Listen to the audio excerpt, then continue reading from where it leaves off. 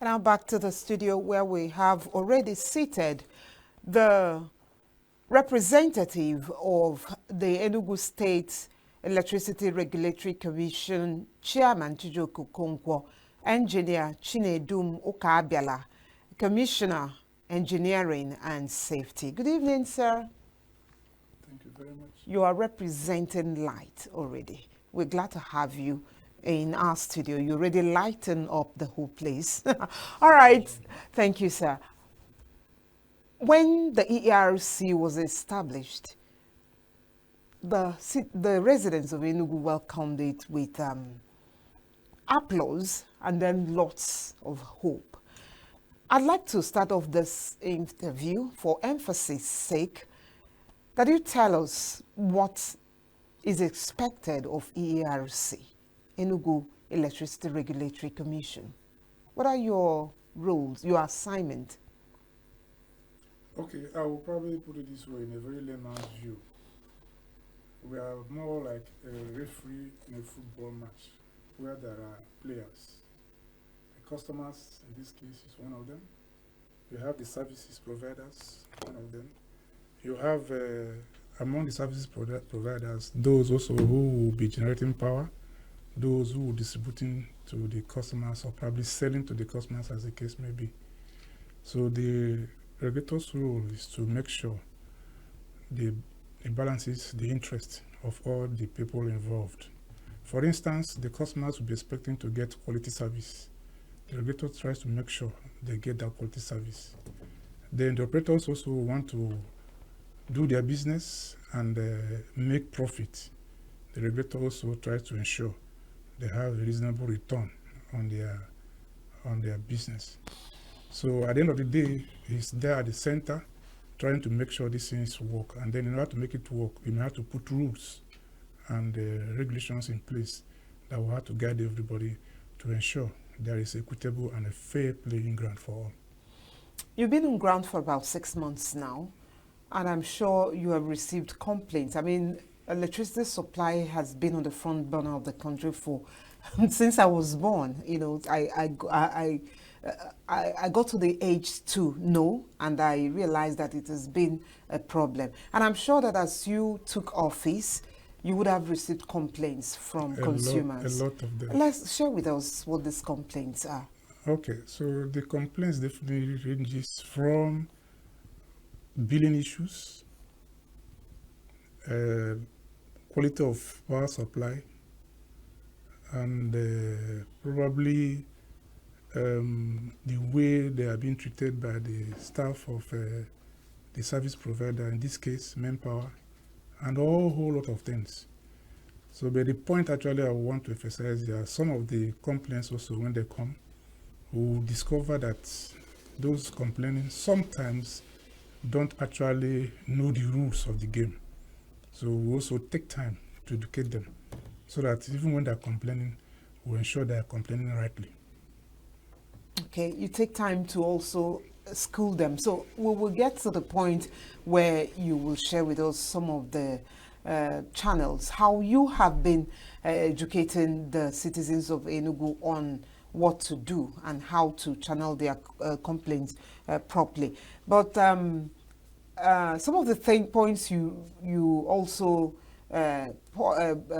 pointed out as the complaint points of these consumers will also be handled. But I don't know if all of the complaints they bring to your table are meant for you to handle, or manpower that is now the only distributing company as of now. Should they handle all of this, or should you handle all of this, or are there some sort of boundary to where you can get to or where the distributing company can get to? Okay, so upon inception, we try to make sure we follow through what the law and the policy of Enugu State provided. And if you look at the law, one of the things that we're required to do is to have customer services standards and protections. That we have put in place, and that's actually what we're using to educate on issues when it comes to us as a regulator. And that document makes specific provisions on how to lay your complaints, redress mechanisms. And one very specific thing is specified is that you, as a customer, if you have any issues or challenges with your service provider, in this case, Manpower, you are to report to Manpower about your complaint formally using the mediums they've provided. I know you can send email to them because they have email. Then you also can make calls. But if you are now looking at coming to us to probably intervene, we always want to have a documented proof that you have complained first to the service provider, because they are the ones that have been enabled, equipped in every sense to take care of customers' issues, because they are the one rendering the service, not the regulator. But in the event you have complained and you are not really satisfied with how you are treated, not only the customer, even the operator, so the service provider, probably there are something the customer is doing that are not comfortable and they have complained.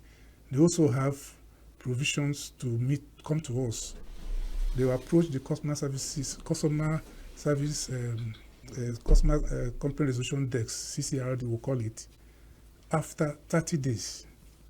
Because we'll give them 15 days to attend to it, and that 15 days to attend to it, and then thereafter you can now approach the commission. And what is very specific that when you are coming to the commission, what the commission is looking at is in resolving your issue or attending to your issues or your complaints, are there bridges on the way they ought to treat you based on the provisions of the customer services standards and protection regulations. For instance, if you are owing a distribution company, the document requires that you be disconnected, because you can't owe and still hope to be connected, because the money you are not paying them will not actually, in the real sense, equip them enough to render proper service. So if you are owing, you are required to be disconnected. But if you don't have the money, probably to settle the debt, you also have liberty to approach them and probably negotiate on how you can probably defer your payment while they give you supply, because you need it. But if you are owing and then you are laying claims, then if you come to us, we will tell you, take care of your bills or go and arrange with them on how you settle them so they can be connected. But if you have complaints, and we will look at the complaints, for instance, we have received the recent complaint of people who complain that they are not in place, they are not getting supply in the right band, and they're being billed in that band.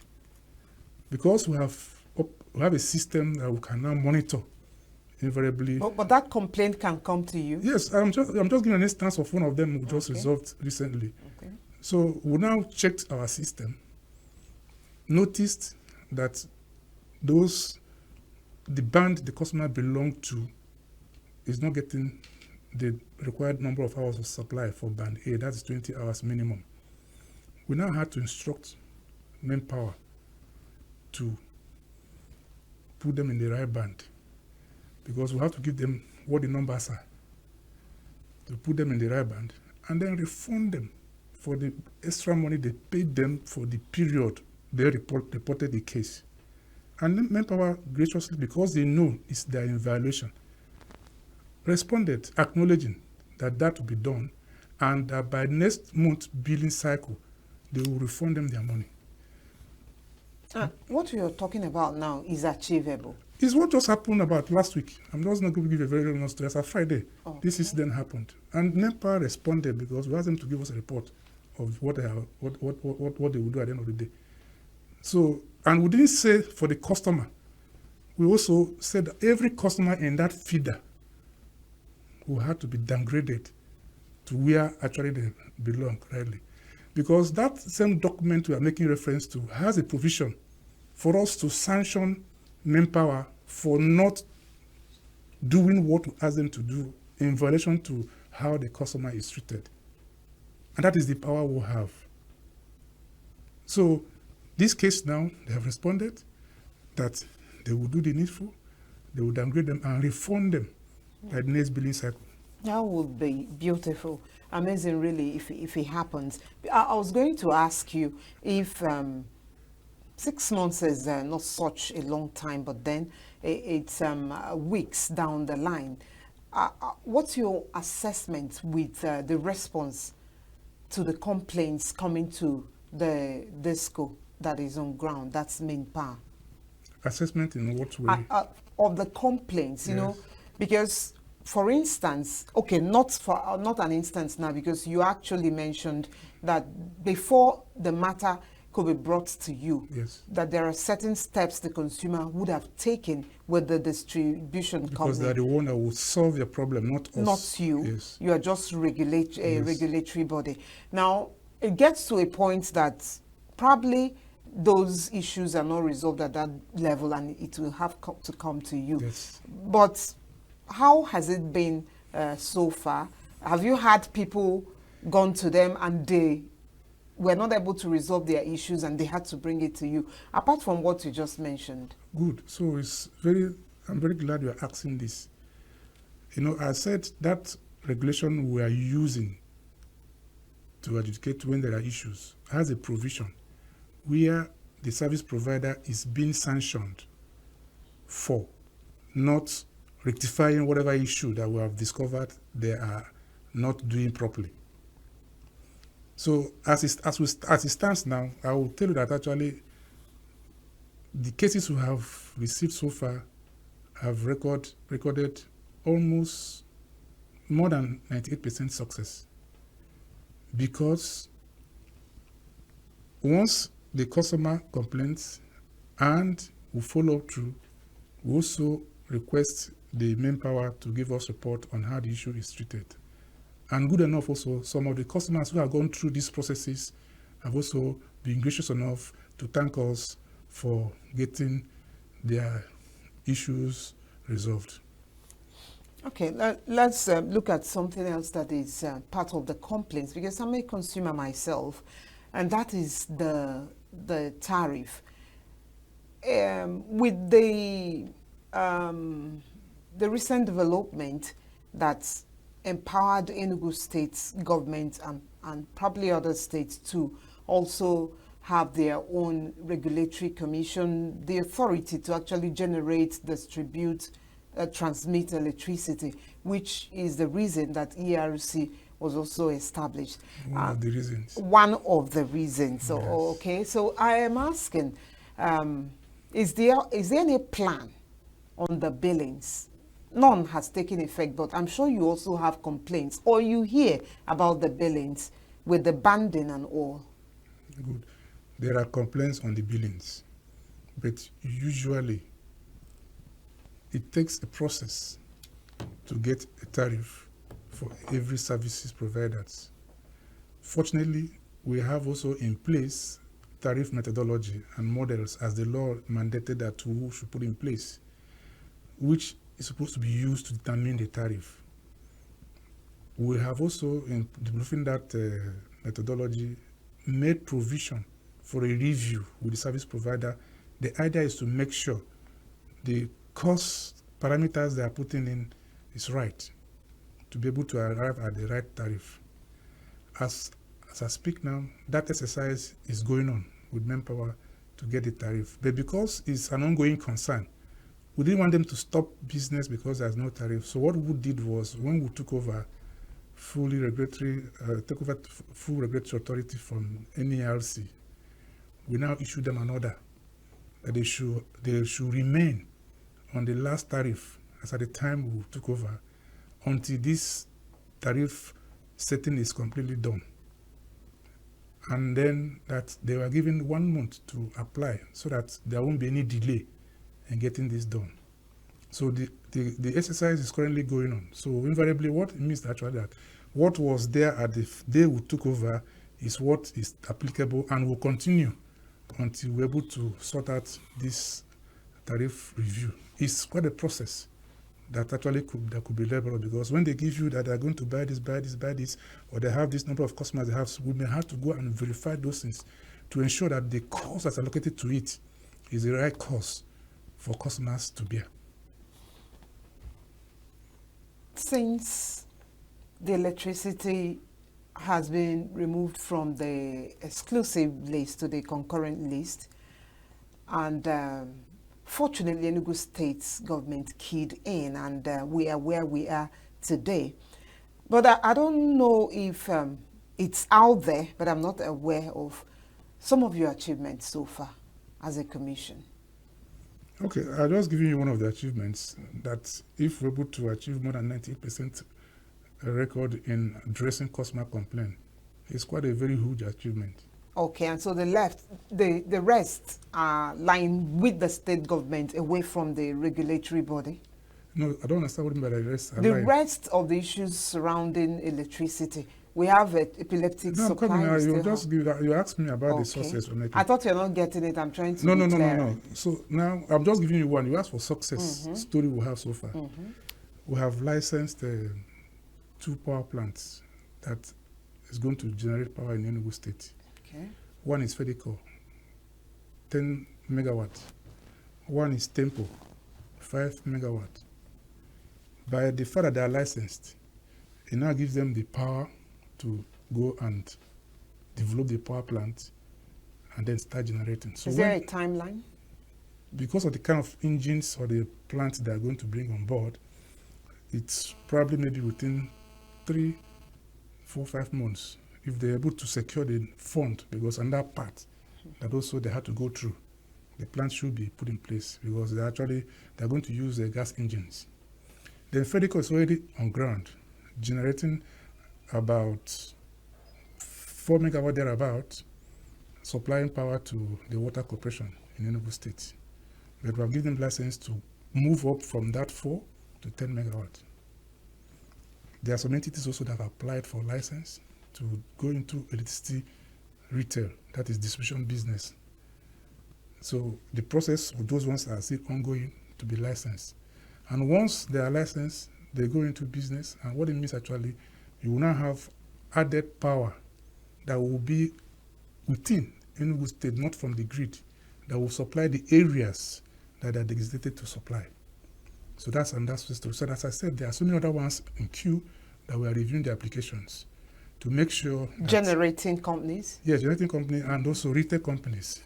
By retail, you mean the distribution? By distribution companies, okay. Yes. So because we are going to have, based on the policy of Enugu that provided a market design, we are going to have as many retail companies as is practicable. Oh, okay, because I was going to ask if we're going to be stuck with Manpower, subsidiary of EEDC. No, you will not be stuck with Manpower, but Manpower will still be there to provide a wire business at most if everything goes well. Because the point is this, the distribution wires they already have in place, people will need to use it to extend to areas probably they want to establish their businesses. So we will use it, then the policy also provide for Manpower to be provided with distribution user system charge, money that they'll be paid for using their network. All right. Elsewhere, we read about smart grids and all of those. Are there technology inputs that will also help stabilize electricity supply in these parts? Well, there are technologies that will definitely do that, but definitely, those things come at a cost. Okay. So and the consumers may have to bear the cost. It's not that they may, it is the consumers that bear every cost for the service that will be provided for them. So that's that challenge. So, but there are also provisions by the state government to put in smart schools and hospitals where some of those things are going to be in place from beginning across the whole length of Enugu State. Okay. You're also a resident in Enugu, even if you were not before now, but by the virtue of your assignment, you are here for the time or you were... tenure of my appointment. So you would have been interfacing with consumers. Do you think that the electricity, in fact, you're a Nigerian, let me just say that. Do you think that the epileptic power supply we've been experiencing is also impacting on businesses, or have people moved on? No, definitely it will impact in people's businesses. It will definitely, because generally, as a rule of thumb, when you generate bulk power, it's usually cheaper than when people use their generators to generate. It's more expensive. And definitely because it's more expensive, the cost of those goods will not only be high, may probably not be able to compete with people who are probably generating with a cheaper means of power supply. So it is actually what we are trying to see to make sure we cross over and settle once and for all. But usually, power programs are not done ad hoc or emergency. You have to have a plan. And those plans actually are the things we're also working at the background to put in place to ensure that there's a program where within a specific period of time, every part of Enugu will get power supply. And not only get power supply that is also reliable, because one of the mandates we have to provide commercially viable electricity to the whole of Enugu, not some part of Enugu. The whole of Enugu. That's Yes. some piece of good news. It's also common knowledge that consumers, not because they were instructed to, but because they got tired of waiting on the, I'm thinking the power, the electricity supply, waiting endlessly for them to effect maintenance or repairs in any of the power supply facility that is damaged. But we hear over all the time that it is not the business of the consumer to effect those maintenance. So I am asking now, are there measures in place to ensure that it's no longer business as usual, that there's a timeline to when the power supplier would have to attend to any such complaint of destruction or vandalization and ensure that that place is restored, the electricity there is restored, so that the people will not have to suffer so long and extending it to such a time that they get tired, they get fed up, and they just have to replace what was lost. To be very frank to you, there are two sides to this issue. Statutorily, it is the responsibility of the service provider to replace those materials they use in delivering services when it is bad. It is primarily their responsibility. And as I mentioned earlier on, we are trying to review the tariff application by Manpower. We are trying to also... So we are expecting an increase. Not a review doesn't mean it's going to be an increase. So it can be downward? It can be downward, it can go up. But what I'm trying to explain to you actually, we are trying to look at the numbers. I'd like to say amen to the downward. Good. We are trying to look at the numbers of the things they are going to be using to do their work. If they are planning to buy 50 transformers so they can be replacing when there's fault every year, that cost will have to be provided through the tariff. And once it is provided through the tariff, no customer is required to pay for those replacements or repairs, because the money is already in the tariff the customer pays. It's part of things we're trying also to let customers understand. But peradventure, they don't have the resources on ground to execute those projects. We also have given a window where you can enter into a formal written agreement with them to provide the resources. They will pay you back in the agreement. If it's 5 years, they're going to use in paying you back. They will pay you back the money, because at the end of the day, it becomes their material because they've been provided for in the tariff. So as people are paying, they're supposed to have enough money to get those assets replaced or refunded to whoever had funded it. So these are all programs on the line to make sure that you do not need to pay extra money after you pay its bill. And I said there are two sides to it. The other side is actually when a customer is not paying, their transformer is bad, where would the service provider get the money to get those services, those transformers or whatever it is replaced? So that's where it is catchy, and customers also need to understand that when they see areas where customers are very reluctant to pay, they are usually not eager to do anything when there's issues, because the more they fix the problem, the more debt they accumulate, which they will have to pay to those supplying the power to them. And where people actually respond quickly in making payments, even without telling them, they always make frantic effort to make sure those areas remain in power. So that I said there are two sides to it. Yeah, what would you say about this?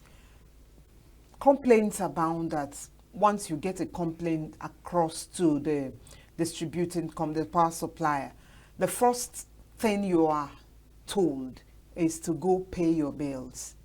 You've not had electricity for a while, especially those who are still having what's the other one called? The one that's not prepaid meter. Postpaid. It's estimated billing. Now, you are asked to go and make payment first before you would be attended to. What would you say about that? Good. Like I said, there's a regulation to that effect. And the regulation is very, very clear. It is actually the person who's paying that's a customer, not the person who's not Someone paying. who stops momentarily because of an issue. Good. So, and the regulations also I talked about has a procedure to follow when you are stopping. Because if you have a problem and you went to them to resolve it, it's not resolved, and you make a formal case, they are required to place you on a certain level of payment until the issue is resolved. When it is resolved, then you either pay them extra or they refund you some money, not in cash anyway. Most times it's credit to compensate for. That's units. Good. But you will not be arguing that you are owing and you want them to go and fix your problem. So we always want customers to understand this part, because it's very essential that the rule requires that it is when you are not owing that you're actually seen as a customer. Okay. But when you are owing, you are not, they have the right to do that. So anybody are running to complain will probably go to beg or appeal to them. And that's why actually we tell customers, try to pay. Sometimes they will give you a bill of 20,000 naira, you pay 5,000 naira. When you pay 5,000 naira, you have 15,000 remaining as arrears. As it's accumulating, it gets to a level where they can no longer bear it, because, as I said, they pay money to those who are supplying the power to them to distribute. What authorization do they have? They will disconnect you. It is at that point that people now start complaining. So when you start complaining at that point, then it becomes more difficult. We advise you go into a plan to make sure you pay them while they reconnect you, because that's the best they can do for you. Because you get a point when they too will be disconnected from the grid for not paying the money they ought to pay. Good, that was the point. Okay, I think this can actually be resolved. This is as a result of not having everyone metered. I think that's the reason. So what plans are in place for? Yeah, but I also want to make it clear that metering is not even the only solution, because some people, when they are metered, because they are in band A, or as the case may be, they feel the meter is running high or consuming so much, also go to bypass this meter. So it's not just meter. We are trying to come up with a holistic plan that will ensure that meter is affordable, so they can actually put and get refunded. And then if you are a customer you bypass, you'll be sanctioned heavily and will remain disconnected until you sort out the issues with them. And then for any reason they are playing with your meter, then they also bear the penalty that we are going to. So it's a program we are working on, because it is not just something you just say, it will just go like this without making sure you have all the facts ready and discuss with everybody involved, so that everybody will know his own side of the responsibility to bear, and then make sure everything is going on, so that if you are not meeting up, you will know that you will actually be sanctioned for not meeting up, whether it is the service provider or the customer.